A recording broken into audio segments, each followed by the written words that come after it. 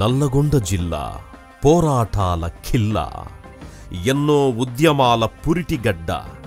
తెలంగాణ సాయుధ పోరాటం నుంచి ప్రత్యేక రాష్ట్ర సాధన వరకు ఎందరో అమరవీరులతో నల్గొండ జిల్లా పునీతమయ్యింది. నల్గొండ జిల్లా సమస్యలకు చిరునామా. దశాబ్దాలుగా జిల్లాను పట్టిపీడిస్తోన్న ఫ్లోరైడ్, వ్యవసాయానికి కరవైన సాగునీరు, పాతాళానికి బోర్లు వేసిన దొరకని జలాలు, నిత్య కరవు, పల్లెల్లో కానరాని ప్రగతి. ఇది నల్గొండ జిల్లా ముఖచిత్రం. విద్యార్థి సంఘ నాయకుని నుంచి మంత్రి స్థాయి వరకు ఒక్కొక్క మెట్టు ఎక్కి నేడు నల్గొండ అంటే తెలంగాణ వెంకన్న, తెలంగాణ వెంకన్న అంటే నల్గొండ అన్న స్థాయికి చేరారు. ఆయనే తెలంగాణ రాష్ట్ర సాధనలో, నల్గొండ అభివృద్ధిలో, ప్రజా సమస్యల పోరాటంలో, వాటిని పరిష్కరించే విధానంలో ప్రజల్లో చెరిగిపోని ముద్ర వేసిన కోమటిరెడ్డి వెంకటరెడ్డి. వరుసగా 4 సార్లు 1999, 2004, 2009, 2014 సార్వత్రిక ఎన్నికల్లో ఎమ్మెల్యేగా విజయ దుందుభి మోగించారు. జనంలో వెంకన్నకున్న ప్రజాదరణకు మంత్రి పదవులు వచ్చి వరించాయి.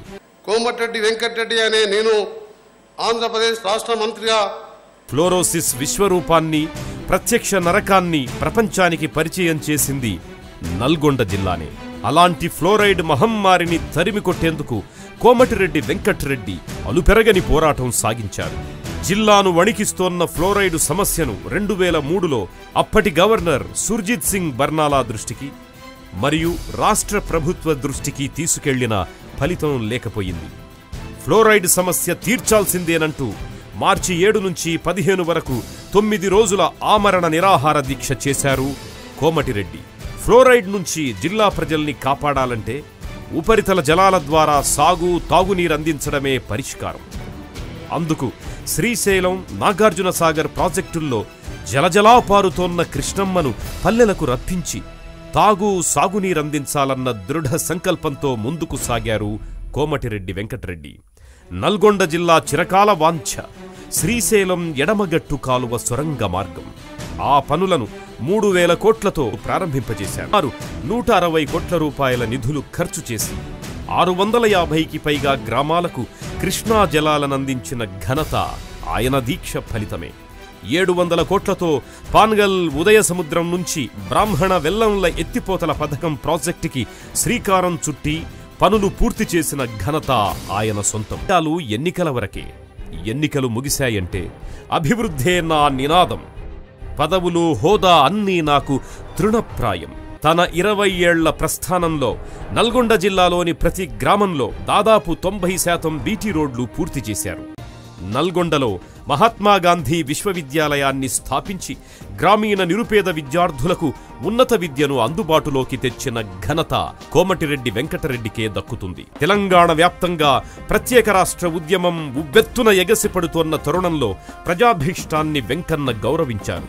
తెలంగాణ మలి ఉద్యమానికి ఊపిరులూదిన అమరుల బలిదానాలను చూసి ఆయన చెలించిపోయారు. కన్నబిడ్డల్లాంటి ప్రజలు ప్రత్యేక రాష్ట్రంలో సర్వం త్యాగం చేస్తుంటే తాను మాత్రం మంత్రి పదవిలో ఉండడం భావ్యం కాదని భావించారు కోమటిరెడ్డి.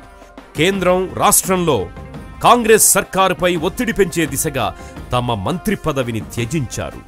తెలంగాణ సాధనే ధ్యేయంగా నవంబర్ 1న ఆమరణ నిరాహార దీక్ష చేపట్టి నేను సైతం అంటూ ప్రాణత్యాగానికి సిద్ధపడ్డారు.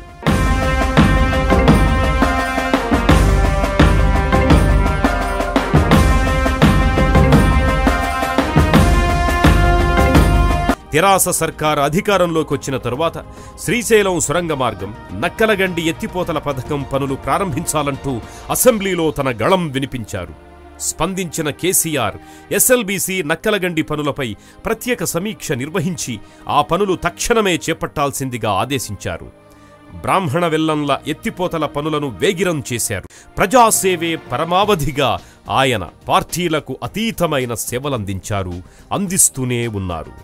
కోమటిరెడ్డి ప్రస్థానంలో ప్రజల కోసం బతికిన రోజులే కనిపిస్తాయి, వారి కోసం చేసిన పోరాటాలే గుర్తొస్తాయి.